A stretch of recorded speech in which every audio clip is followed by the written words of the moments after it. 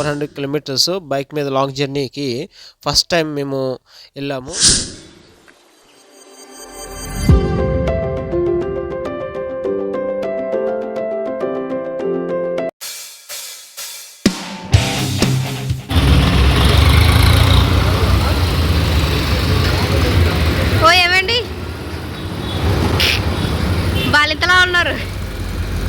Hi friends, ఈ మధ్యకాలంలో నేను, డానీ, మా మిస్సెస్ దివ్య ముగ్గురం బైక్ మీద పాలకొల్లు వెళ్ళాము. హైదరాబాద్ నుంచి ఆల్మోస్ట్ 400 కిలోమీటర్స్ బైక్ మీద లాంగ్ జర్నీకి ఫస్ట్ టైం మేము వెళ్ళాము. మా జర్నీ ఎలా సాగింది ఏంటనేది ఈ వీడియోలో విపులంగా మీకు ఎక్స్ప్లెయిన్ చేస్తాను. ముఖ్యంగా వెళ్ళి రావడానికి మొత్తం 800 కిలోమీటర్స్ జర్నీ చేయడం అంటే it's not an easy task.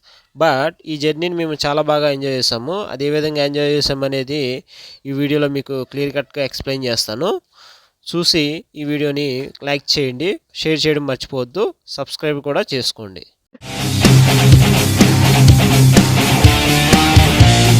ప్రదేశం నుంచి స్టార్ట్ అయితే సిటీ అవుట్ సైడ్కి వెళ్ళేసరికి ఆల్మోస్ట్ 2.5 hours పట్టింది, అంటే 1:30 అయింది.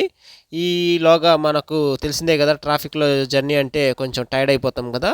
కాసేపు ఆగి రిలాక్స్ అయ్యి అక్కడ డ్రింక్స్ తాగడం స్టార్ట్ చేసాము. కాసేపు అటు ఇటు వాక్ చేసాము. ఇక మళ్ళీ మా ప్రయాణాన్ని మొదలుపెట్టాము.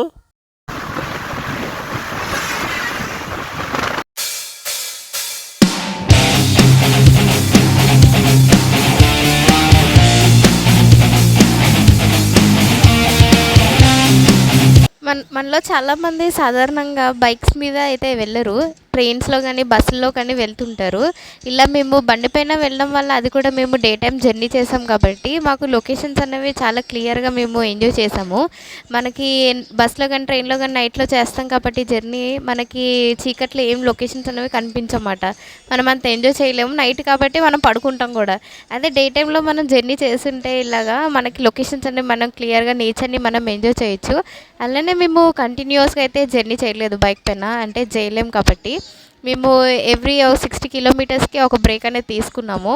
బ్రేక్ ఆగేసి మేము ఒక కూల్ డ్రింక్స్ కానీ ఇట్లాగా డ్రింక్స్ కానీ తీసుకుని మళ్ళీ ఏదైనా తినేసి మళ్ళీ మేమైతే స్టార్ట్ అయ్యాం మా జర్నీని. ఎక్కడిది లొకేషన్ ఇది? కోదాడ దగ్గర వాటర్ కాలం అనమాట. కానీ ఈ స్పెషల్ ఏంటంటే మట్టి లేదు, అంతా ఇసుకే ఉంది. చాలా బాగుంది. అక్కడ ఒక వ్యూ చూపిస్తాను, బాగుంది, చాలా బాగుంది. బాబు, అది వాటర్ ఫాల్స్ ఉన్నాయి చూడండి. డానీ చూసావా? డానీ యూట్యూబ్లో చూస్తాడు ఎప్పుడు, నిజమా డానీ? స్లో స్లో వెళ్ళొద్దు నువ్వు, నేను వస్తాను, ఆగు, నువ్వు తొందరపడి వెళ్ళిపోబాక. ఒరే చేపలు ఎక్కుతున్నారు.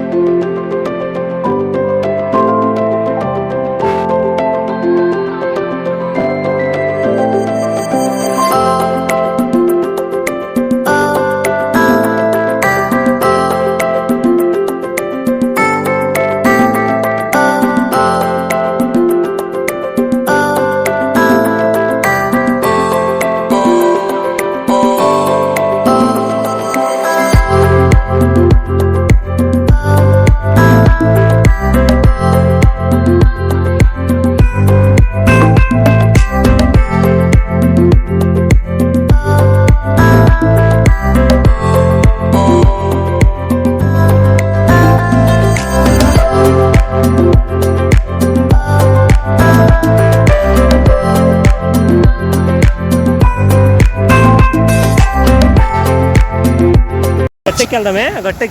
గట్టెక్కి కొంచెం అవతల ఏముందో చూద్దాం. వాటర్ ఫాల్స్ బాగుందా? లొకేషన్ బాగుందా? ఎక్కడిది? కోదాడకు దగ్గరలో ఉన్నటువంటి వాటర్ ఫాల్స్ గురించి ఒక వ్లాగ్ చేసి నేను వీడియో అప్లోడ్ చేస్తాను. మీరు కూడా చూసి కమెంట్ చేయండి. ఈ లొకేషన్లో ఆల్మోస్ట్ 1.5 hour టైం స్పెండ్ చేసాము. మాకు అసలు టైం తెలియలేదు.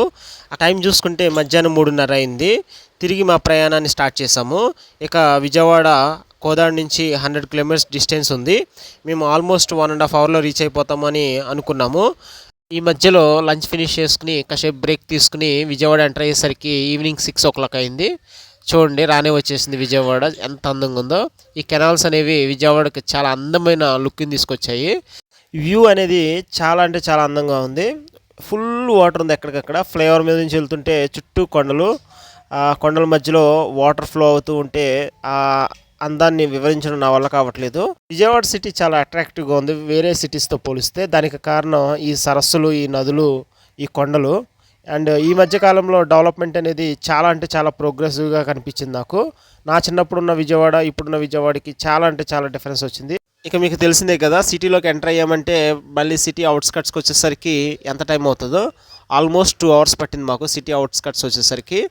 సిటీలో ట్రాఫిక్ని బట్టి సిటీలో ఉన్నటువంటి వ్యూను ఎంజాయ్ చేస్తూ కాసేపు ఆగి సిటీ వ్యూ చూస్తూ చాలా అంటే చాలా ఎంజాయ్ చేసాము. ఈ వ్యూ అనేది చాలా యూనిక్గా ఉంది వేరే సిటీస్తో కంపేర్ చేస్తే. ఈ మధ్య కాలంలో చాలా ఫేమస్ అయినటువంటి కన్స్ట్రక్షన్ వచ్చేసి కనకదుర్గమ్మ టెంపుల్ దగ్గర ఉన్న ఫ్లైఓవర్. ఇది నైట్ టైం వ్యూ అనేది చాలా అంటే చాలా అట్రాక్టివ్గా ఉంది. చూడండి, ఈ ఫ్లైఓవర్ని ఫోకస్ లైట్స్తో డిజైన్ చేసి చాలా అట్రాక్టివ్గా చూపిస్తున్నారు. వెళ్తుంటే కింద నుంచి చాలా వ్యూ అనేది చాలా అట్రాక్టివ్గా ఉంది.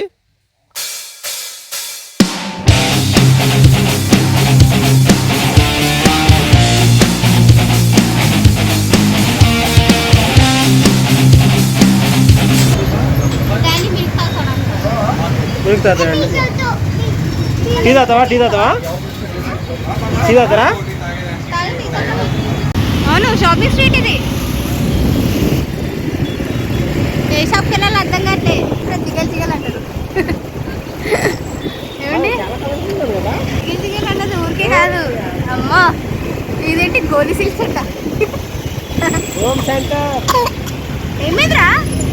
అంబేద్కర్ స్టాచ్యూ యాజ్ టీజ్ హైదరాబాద్లో ఉన్నట్టే విజయవాడలో కూడా కన్స్ట్రక్ట్ చేశారు.